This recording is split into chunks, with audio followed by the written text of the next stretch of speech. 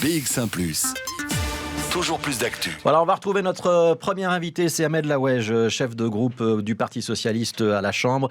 Bonjour Ahmed Laouej, le 1er mai c'est donc demain, il sera combatif dans la famille socialiste ou est-ce que le coronavirus va vous inciter à la retenue ?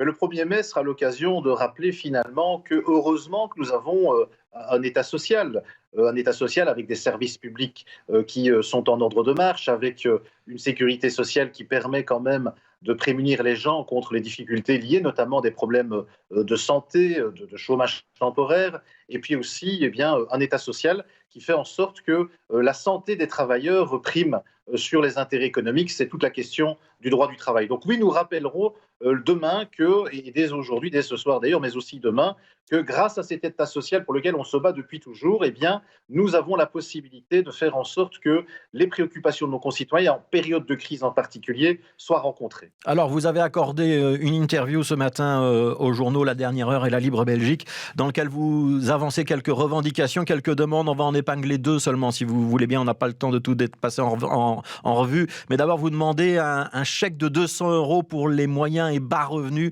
Ça marcherait comment et ça coûterait combien ? Alors, c'est une façon de soutenir le revenu disponible des ménages. Vous savez qu'il y a différentes façons de le faire. Et en général, on le fait par des réductions d'impôts ciblées sur les bas et moyens revenus. Mais ici, ça prendrait trop de temps et les gens n'auraient d'effet que trop tard. Donc l'idée, c'est d'une intervention directe, à charge évidemment du fédéral. Ça coûterait à peu près 600 millions d'euros parce qu'on ciblerait à peu près 3 millions de personnes. Mais je le répète, bas et moyens revenus. Pourquoi est-ce qu'il est important de le faire ? Parce qu'on voit bien que nos concitoyens, et notamment les gens qui ont des bas revenus, mais je pense aux allocataires, aux travailleurs précarisés, mais aussi aux pensionnés, sont impactés par la crise que nous subissons. Et par ailleurs, ça permettrait aussi de restaurer la confiance des ménages qui est indispensable pour relancer l'économie. Quand je vois, et à juste titre, que les régions ont alloué des primes de plusieurs milliers d'euros aux entreprises, aux indépendants, c'est important de le faire bien évidemment pour soutenir l'activité économique, mais l'économie, elle marche sur deux jambes et il faut aussi s'occuper des ménages et soutenir leur pouvoir d'achat. Donc ce serait par le biais des impôts, j'imagine. Non, ce serait un chèque direct. Un chèque direct, mais qui serait ciblé, donc, comme je viens de le dire, bas et moyens revenus. Et l'usage de ce chèque devrait servir à, faire fonctionner notre économie locale avec des produits de première nécessité, mais surtout notre économie locale, notre commerce local, parce que c'est important évidemment de pouvoir relancer notre économie locale d'abord. Oui. Ce que vous demandez également dans cette interview, c'est la suspension temporaire des remboursements des crédits à la consommation et aussi l'interdiction de licencier. C'est possible de les obtenir ? Bien évidemment que nous allons voir qui peut nous rejoindre dans ce combat. J'ose espérer que certains vont abandonner leurs idéologies pour faire en sorte que l'on puisse, sur ces deux dossiers-là, avancer. Vous parlez effectivement de suspendre les crédits à la consommation. Le dossier est pour le moment débattu au Parlement, mais nous y tenons très fort. On l'a fait pour les crédits hypothécaires. Il y a une garantie bancaire pour les entreprises. Et bien aujourd'hui, on a beaucoup de nos concitoyens qui ont du mal à payer leurs factures et qui ont du mal à rembourser leurs prêts. Et je pense en particulier à celles et ceux qui subissent le chômage temporaire. Donc c'est un débat à la Chambre, l'ensemble de ces propositions, puisque vous êtes chef de groupe socialiste au Parlement fédéral ? Tout à fait. Il y a une chance qu'elle soit... C'est au Parlement, nous avons déjà déposé des textes, nous allons en déposer deux supplémentaires pour pouvoir porter ces propositions et ces mesures, et puis nous verrons si effectivement les préoccupations de nos concitoyens que nous relayons sont entendues par les autres groupes politiques. Ouais.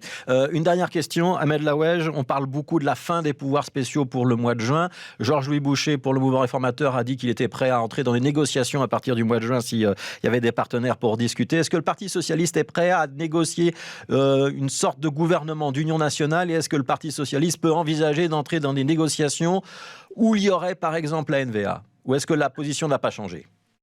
Le mois de juin, c'est dans 2 mois. Et en 2 mois, il peut se passer encore beaucoup de choses, notamment sur le terrain de la pandémie. Donc on n'est pas encore sorti de la crise sanitaire que nous vivons. Et ce qu'attendent de nous, nos concitoyens, vos auditeurs, c'est qu'on s'occupe des problèmes là, maintenant. C'est-à-dire la distribution de masques, c'est-à-dire les testings, c'est-à-dire aussi de faire en sorte que nos hôpitaux aient les moyens de fonctionner. On va devoir parler assez rapidement de la relance économique et de l'urgence sociale. Est-ce que pour ça, on peut discuter avec la NVA au Parti socialiste ou pas ?